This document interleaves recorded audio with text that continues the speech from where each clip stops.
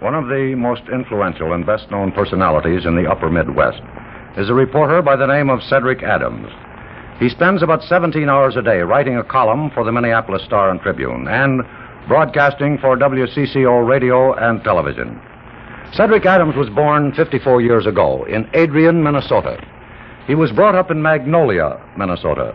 And more than 30 years ago, he became a newspaper reporter in Minneapolis and St. Paul. He's only been broadcasting about 23 years.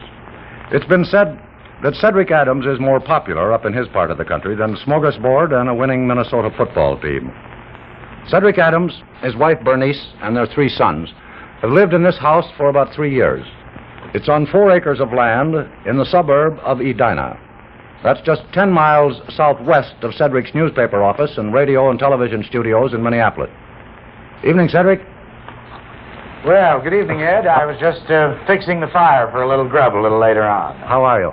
Fine, thank you. How are you? Good. How's the weather out there tonight?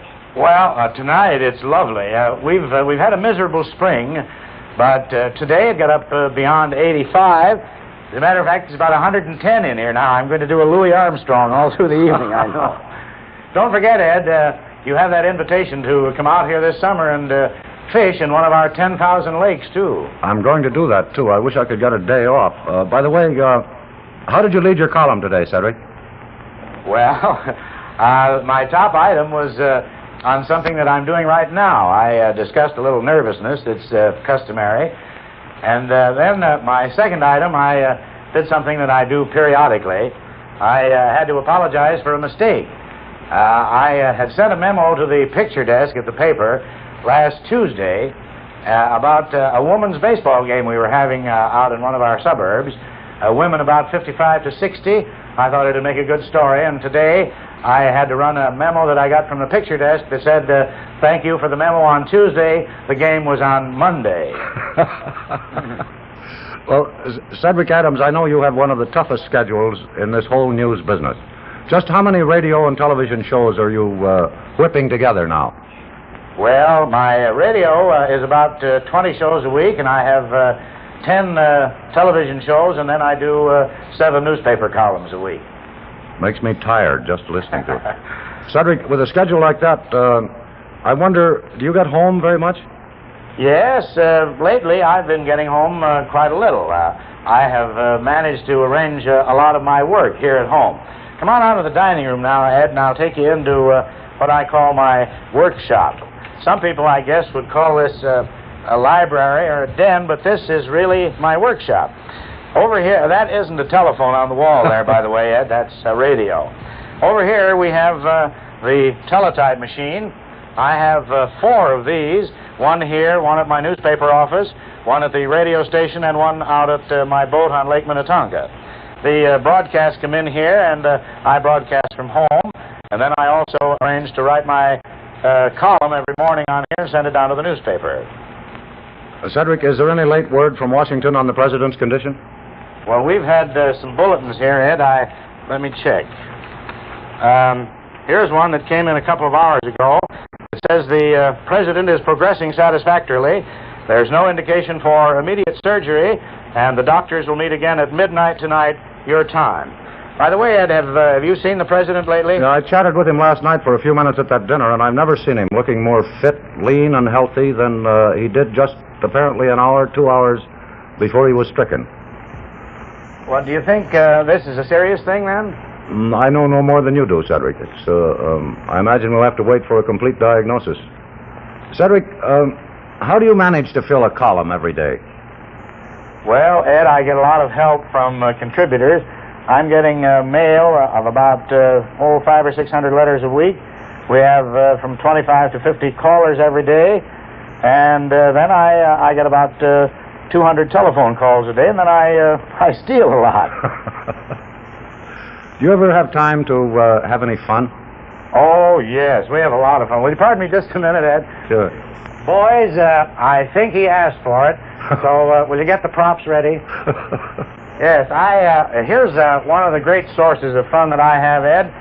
This is a picture of our boat out on Lake Minnetonka. Uh-huh. We're just about 12 miles or 15 or 20 minutes from Lake Minnetonka, and I have the boat fixed up as I do my home. I have a teletype on it, and I can broadcast there, and we spend about 6 months out there every year.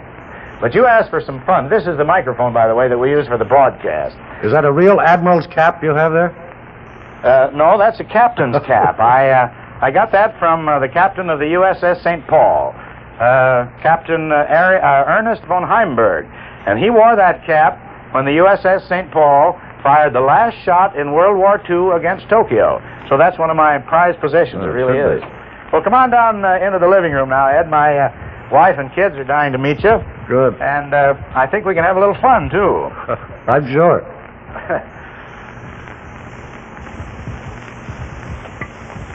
Well, here's our little group now. Mrs. Adams, this is Mr. Murrow. Good evening, Mrs. Adams. How are you? Fine, thank you. And over here is our daughter-in-law, Marilyn. Evening, Marilyn.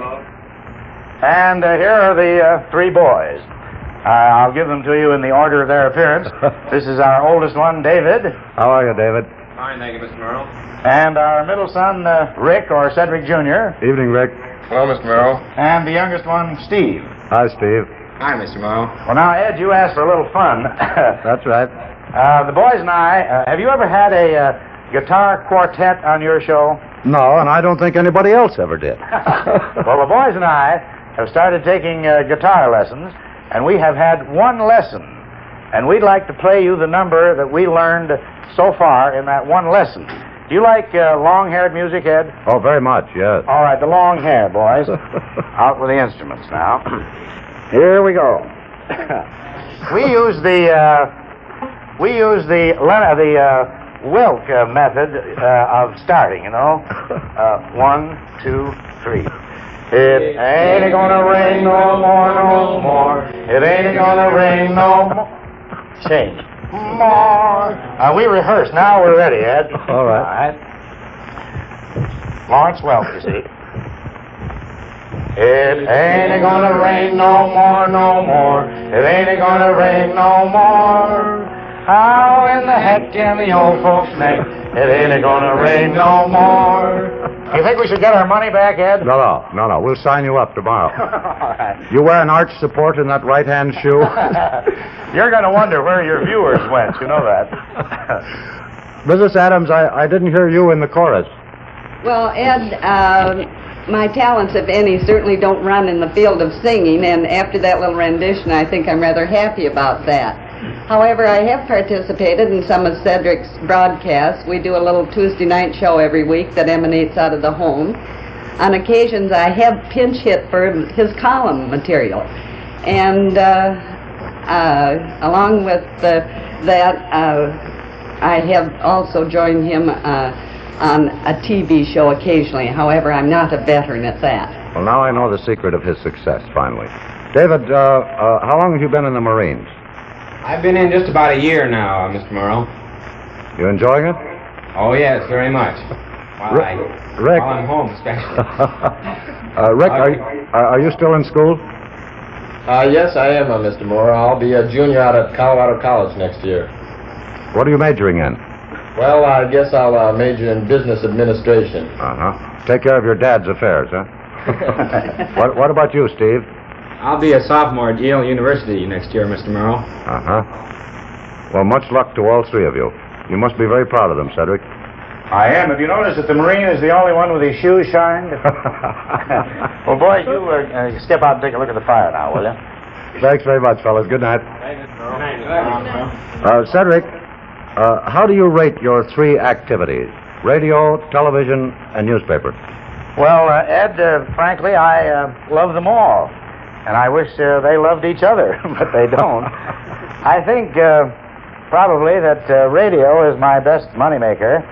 And, the newspaper, I guess, is the most fun. And I think television is probably the most fattening. I have 5 food sponsors, and somehow after every show I manage to eat the props. Nisi, tell me, what does Cedric do that's different in his work? What's the secret of his success, as they say? Well, Ed, I think probably his love for people is his greatest attribute. He's a small-town boy, and I think he'll remain a small-town boy for the rest of his life. He thrives on corn, but good corn, mind you. Cedric, what kind of stories do you like to do best? Well, I deal largely in trivia, Ed, but once in a while we do bump up against a good sound one where we enjoy a lot of response from the readers.